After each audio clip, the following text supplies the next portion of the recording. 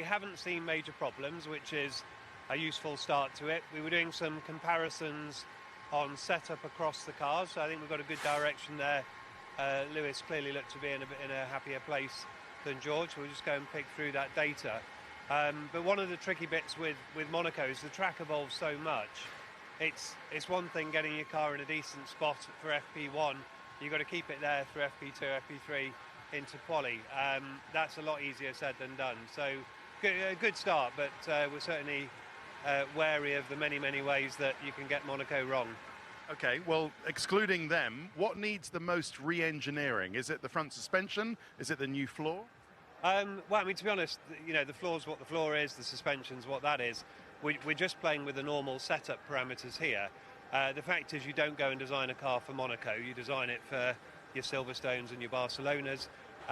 So the challenge is always, how do you take that car designed for another circuit and get it to work around this slow, bumpy, very tight, twisty track? So that's what we're going to be looking at. And it's just that compromise, but the bumps are bad, so it's very difficult for ride. It makes you want to go soft, but the nature of these regulations is the cars do work better somewhere close to the ground. So it's really what we need to explore now is all those compromises, try and find the right place. And as you know, Monaco is about confidence for the driver.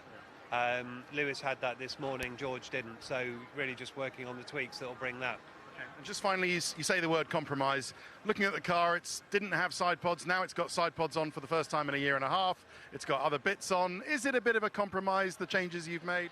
I mean, we're very much in the situation of looking at the car that we've brought here and thinking, oh, would have done that differently if we were doing it again, would have done this differently.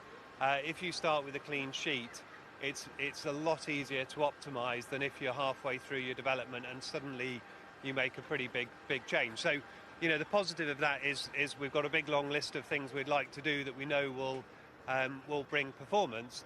But it was a really impressive job to get all this stuff to what's now become race 5, 6, whatever. That was a really good job by everyone at the factory.